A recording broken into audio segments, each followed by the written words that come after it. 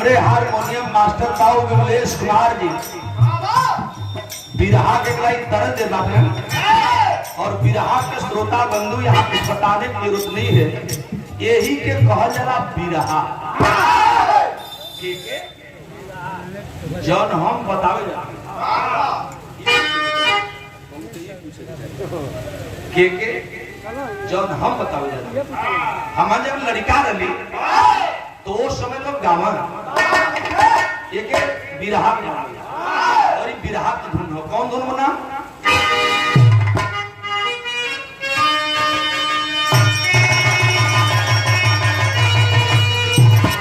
कि आदि स्वाद उपंदर जात पेड़ चढ़वैया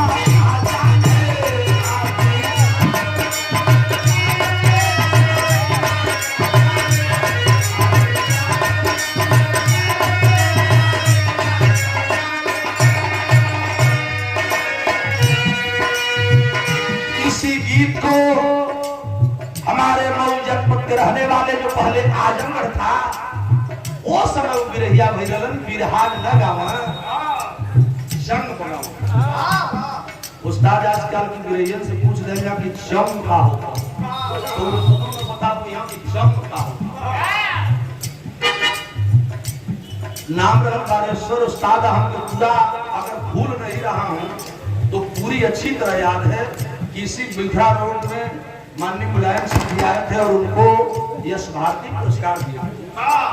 सही है ना? मैंने भूला था नहीं। माननीय बालेश्वर जी को जब तावा पर कैसे बजा मौर्य जी तो वो गौले रहे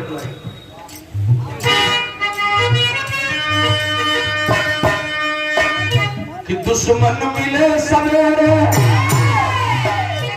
दुश्मन मिले सवेरे मकर बदल दिया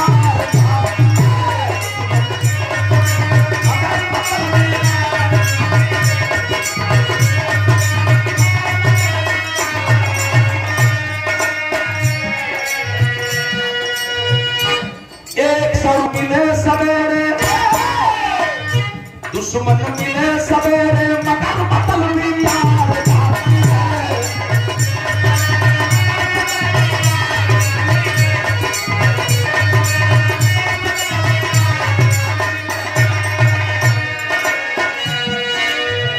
दुश्मन मिले सवेरे मगर बदल दिया और न मिले।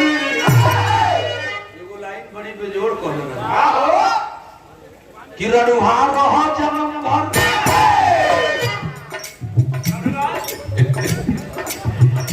रडुहा मैंने बुझत वालो ना बुझत वालो तो हरिंदर पहलवान से पूछ ले हलो अमरनाथ लोग रडुहा रहो जन्म भर रडुहा रहो जन्म भर मगर कर किसान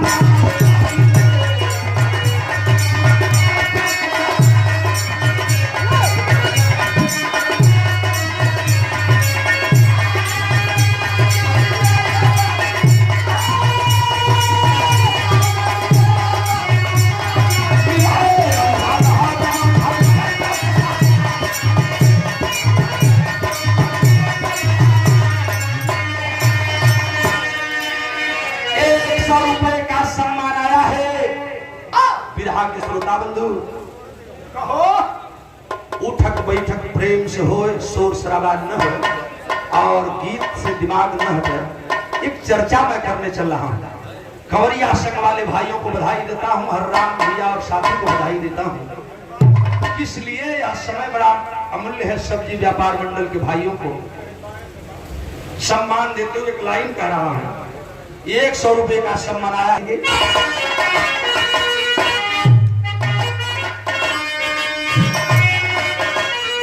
कैला रतन भजन कैला रतन भजन मन हरि दर्शन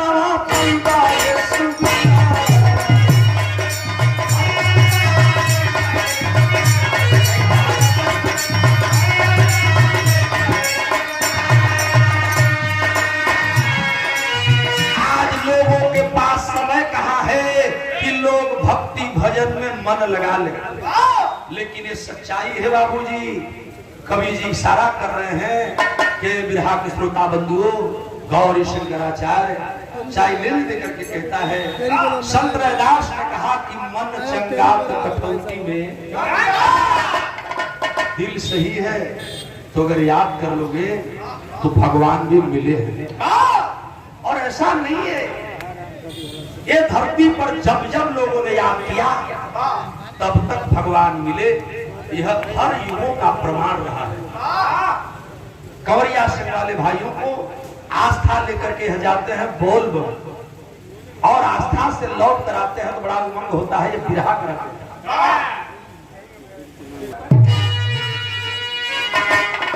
कैला रतन भजन,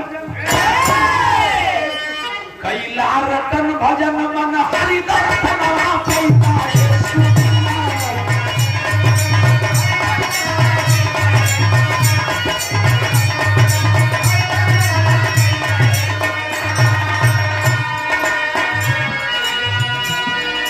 रतन किए सब युग में हरि का बलि राजा बलवा।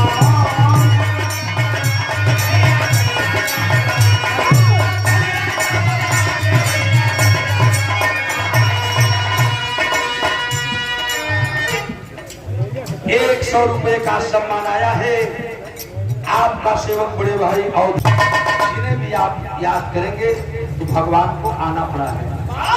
जैसे मैं पहला प्रमाण देने चल रहा, रतन किए सब युगों में हरि का बलि राजा बलवा।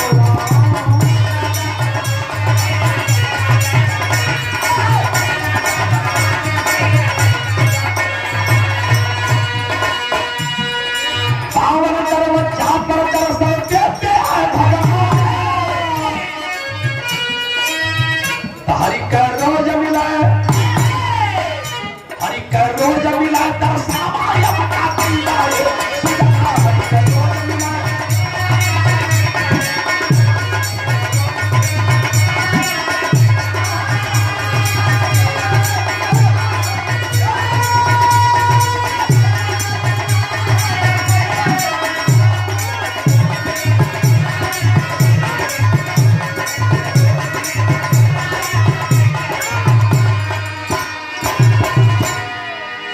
बिरहा के श्रोता बंधुओं से हाथ जोड़ करके निवेदन है, राजा बाल की भक्ति करते करते बुढ़ौती आ गई, भगवान नहीं प्रकट हुए।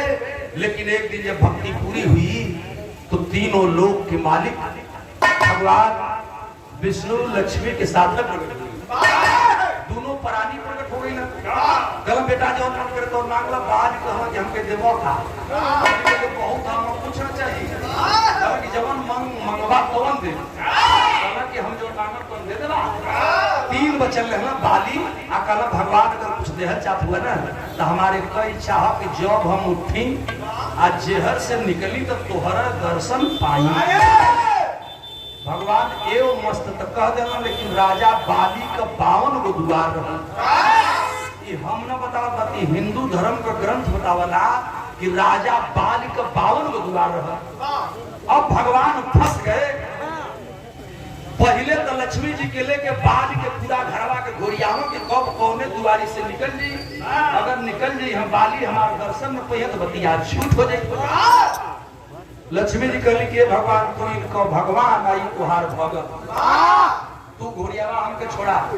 लोग बताते हैं, जानकार को बताते हैं कि मजबूरी में भक्त के बस में फंस करके भगवान को 52 रूप बनाना पड़ा, और 52 रूप में 52 दुआरी पर बैठ करके आप भक्त का इंतजार करा कि कब बाली निकलेगी। होले भक्ति में शक्ति। मेरी गीत बता रही कोनो जरूर न बाकी बहुत बड़े राजा महाराजा और ब्राह्मण देवता लोग भक्ति करो तब तो भगवान ऐसा न प्रसंग हम देखो। चलो धीरे से गौर करो।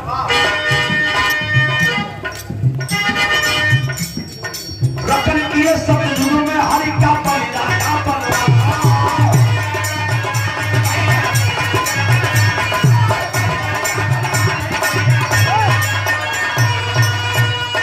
पावन दरवाजा पर दर्शन देते हैं भगवान, हरि का रोज मिला, हरि का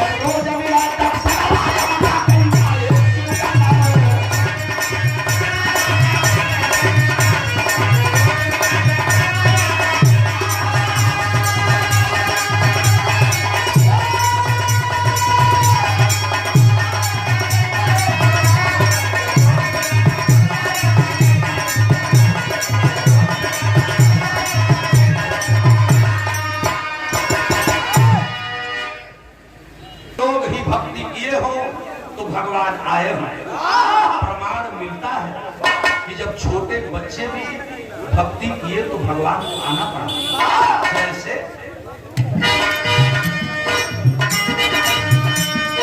बालक को प्रहलाद बिचारा हरि के गुण को गाया,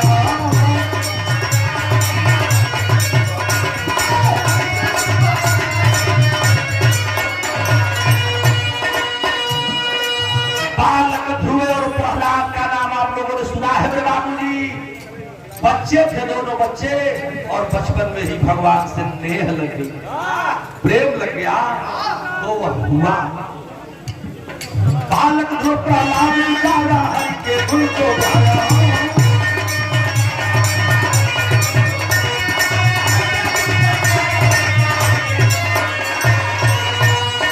अमर हुआ आसमान में, अमर हुआ आसमान में प्रहलाद नरसिंह कश्यप किए भक्ति में, नरसिंह कश्यप किए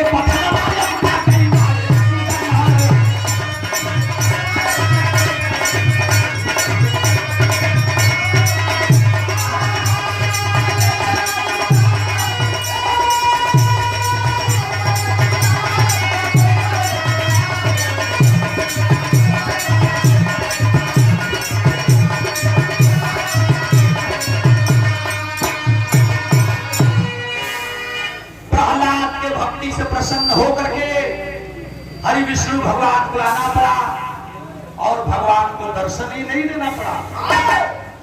नरसिंह रूप धारण करके और एक पापी का अंत किया। यही नहीं, तीसरी लाइन बता रही है कि कोई जरूरी नहीं है कि बड़ी ऊंची जाति के लोग ही भक्ति किए हों तो भगवान आए हों, ऐसा भी नहीं है। वो तीसरी क्या लाइन है, सादर सम्मान। बहुत बड़ी जात के लोग और राजा महाराजा ब्राह्मण देवता लोग ही भजन किए हों तो भगवान आए हों, नहीं ऐसा नहीं है। मैं बता रहा था क्या लाइन दी गई है कि हरि दर्शन की इच्छा लेकर से बुझाई,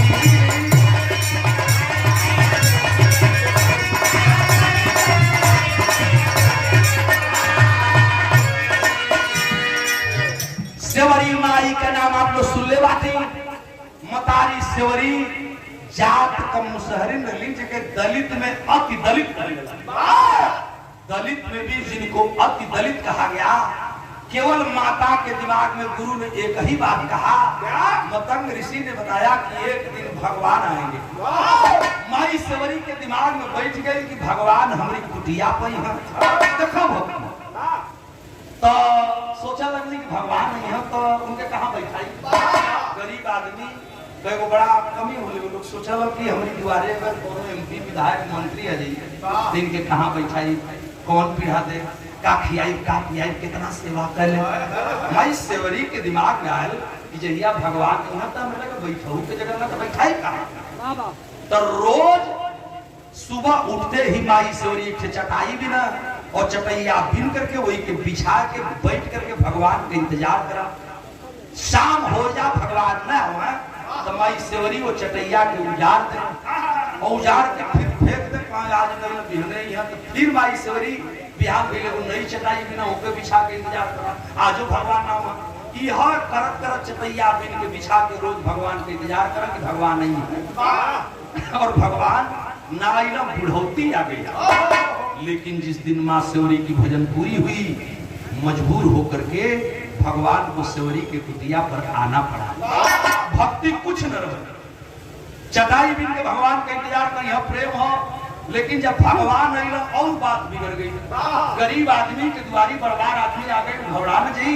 भगवान आई चटाई पर बिछावे भगवान को बैठा तो देगी जरूर, लेकिन का खियाई का ले आई, घबरा गई सेवरी। आज जब घबरा गई तो भाई का गजब बात। ये सादर भगवान के आवे के कपड़न हरि दर्शन की इच्छा लेकर सेवरी गई बुढ़ाई।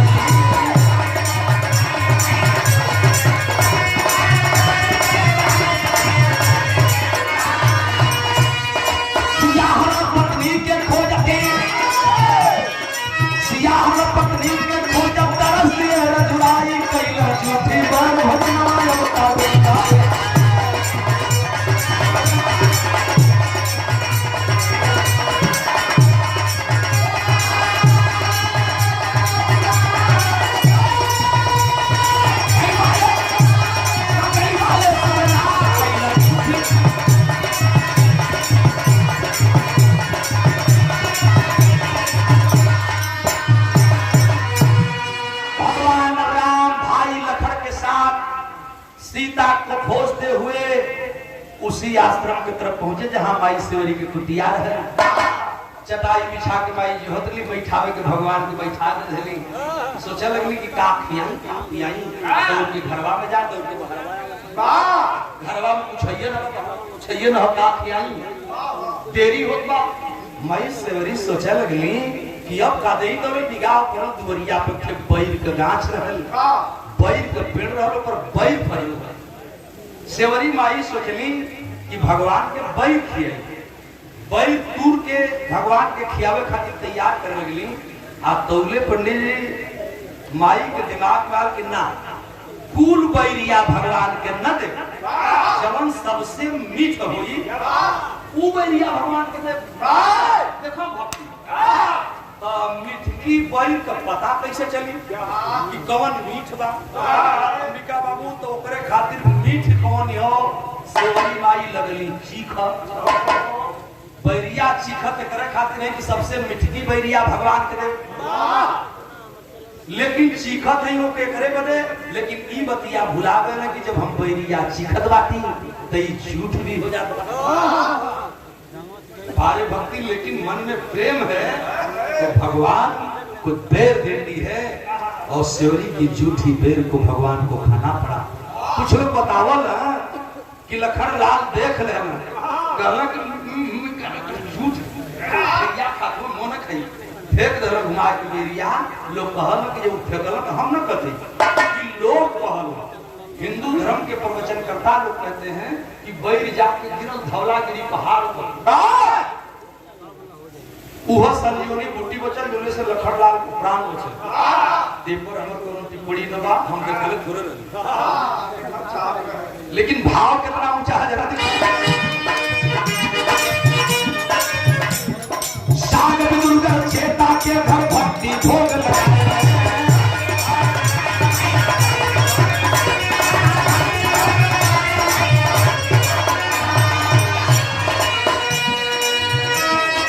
पापर में द्रौपदी पुकारी नंगे पांव हिलाए ठाकर दूसरा संगल मानव का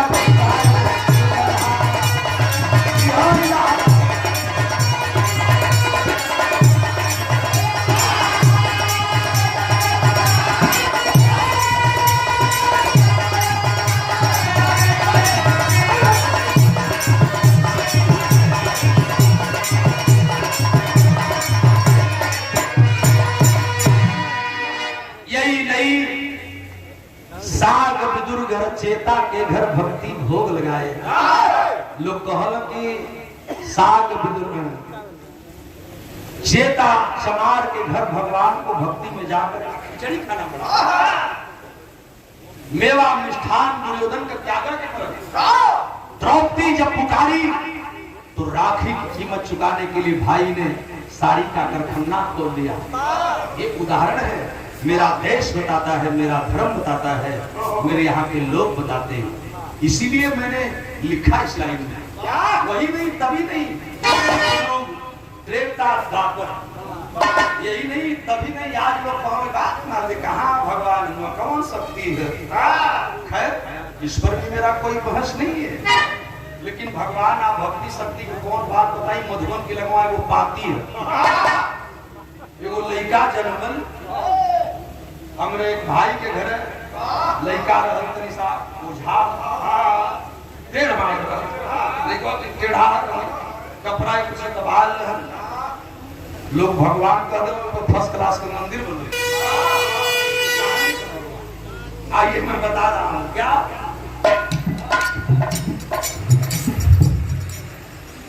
तो कि आज भगवान कहाँ हैं तो प्रमाण दे रहा है यकीन।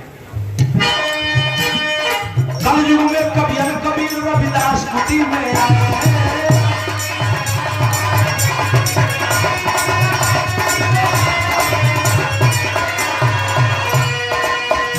एक ही गुरु के दो चेले, एक चेले का नाम संत कबीर और दूसरे चेले का नाम रविदास।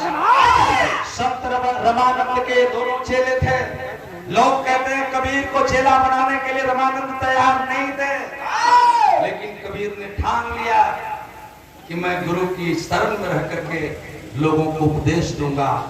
लोग बताओ ना एक पंचो कबीर के विषय में लोग बताओ ना, एक बात केवल बताऊंगा।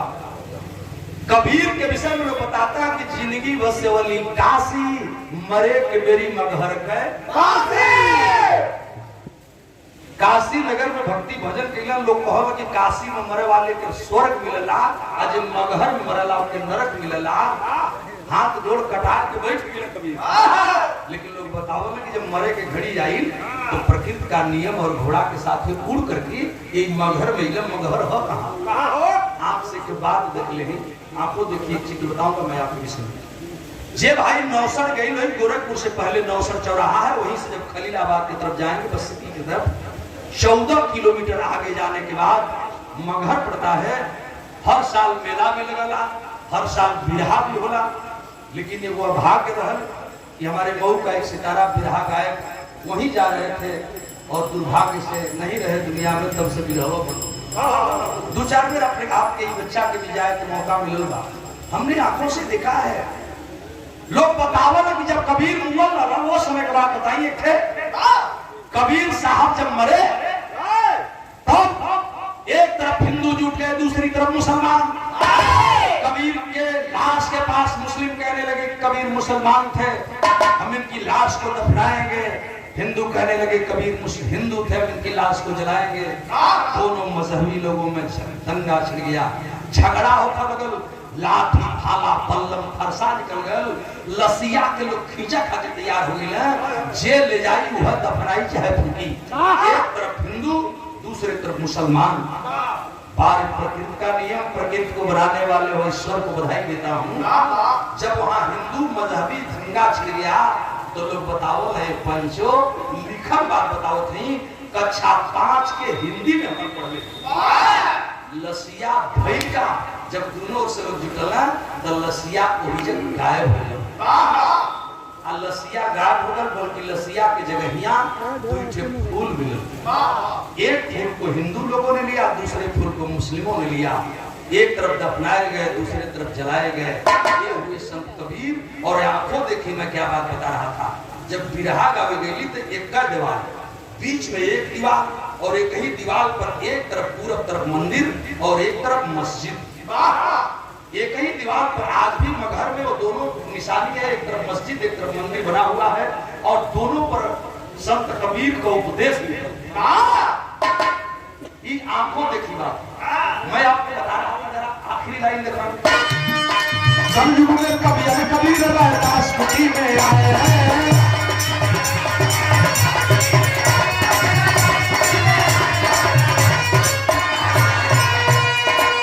उसी रामानंद के दूसरे चेला संत रैदास का नाम आप लोगों ने सुना है बाबू जी। बताऊंगा तो कहानी बड़ी लंबी हो जाएगी, इसलिए मैं संत रैदास की चर्चा बहुत नहीं करूंगा। अभी आगे बात आएगी तो कर दूंगा, लेकिन अब ही विद्या का हमने बढ़ावा चाहता थी। संत रैदास के विषय में आप जानते हैं, एक लाइन में बता देना चाहता हूँ। मन चंगा कठौती में आपने साबित किया। यही नहीं, भगवान विष्णु ब्राह्मण का वेश बना करके आए पंडित जी। देखो पारस पत्थर दे रैदास के कहे रविदास है जो जूता चप्पल बनावल यापी रापी धइले हुआ, जितना लोहा है सगरी छुईगा सोना हो जी। संत रैदास कहलन कि ब्राह्मण देवता ही हमरे छुए अलग चीज न बाबू बढ़िया कहीं खोसदा। लोग बताओ ना कि हरि विष्णु ब्राह्मण के वेश में थे, मड़ैया अपनी हाथ में खोसला। देखा भक्त की इच्छा खोस के गई 4 साल के बाद अइला। देखा तो जब मड़ैया 4 साल पहले रहे वो मड़ैया घर के कराई न हो गई। कहला का रविदास जैसन जात वैसन प्रस्ता तो क्या पारस पत्थर दली की घरवा सोने का बनवा लिया। ताकल में रविदास कहला ब्राह्मण देवता हमके तो इहो ख्याल होगा कि तू हमको पारस पत्थर दे देला। देखो कहला तो है के दे दहली, कहला हमके ना देला तनी ख्याल करा। ब्राह्मण देवता झूठ का बोलत तू 3 बार दोनों जने में सोरा सरवर भर। अंत में ब्राह्मण देवता का हम तो के ना देली, यही मड़ैया में खोसली। हां तनी तू देखता कहां खोसला, हमके तो इहो न याद बा कि खोसले कहां। बारे भक्त हरि विष्णु गए ब्राह्मण के देवता में, जहाँ खोस के गई रहला वही जा से अपनी हाथे निकल रहे पंचो ई होले निस्वार्थ भक्ति। और एक थे ऐसे थे हमारे कुल गुरु संत रैदास। आज के जमाना में नकली 5 का नोट नकली साला है रोडे पर उधिया दे जाए तो लोग फॉर्च्यूनर से कर जाते हैं। ड्राइवर बेचारा ना देखलस गाड़ी बढ़ा दलस आगे, पीछे वाला बैठे वाला वीआईपी लोग देख ले रोक रोक पेशाब लगे इतनी सारा।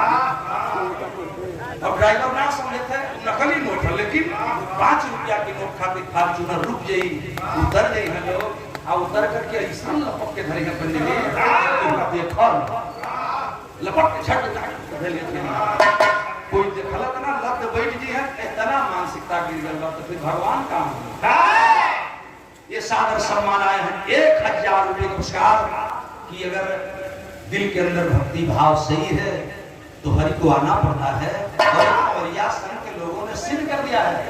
दीपचंद भैया कहाँ हो के मलबा भैया साहब भैया दीपचंद भैया कहाँ बड़ी कैसेट हमारे चला जब हम मानस मंदिर को बेचन कान गा के गई बेचन भैया अच्छा बिरहा भी भैया से रहे हम और भैया गावत नहीं तई बड़ा कैसे बचन हम वशिष्ठ सर कहां कल जुगे कभी है कभी दास कुटी में